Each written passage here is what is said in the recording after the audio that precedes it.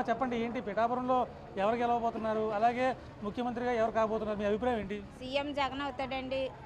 గీత గారు ఎమ్మెల్యే అవుతుందండి. మాకు చేసిన కార్యక్రమాలు అన్నీ మంచిగా చేశాడండి జగన్. చేయూత డబ్బులు అందించాడండి, అమ్మఒడి ఇచ్చాడండి, డ్వాక్రా రుణమాఫీ ఇచ్చాడండి, ఆటో వేసాడండి, ఆటోకి డబ్బులు అన్నీ అద్భుత కార్యాలు బాగా చేశాడండి. అంటే మీ భర్త ఆటో తోలుతారా, ఏం చేస్తారు? మా భర్త ఆటో తోలుతాడండి. పిఠాపురంలో గీత గారు గెలుస్తారంట, ఎందుకు అనుకుంటున్నావు? గీత గారికి వెళ్తుందండి. పవన్ కళ్యాణ్ అయితే అవడండి. అంటే పవన్ కళ్యాణ్ అంటే ఇక్కడ స్థానికులు తెలదంటావా?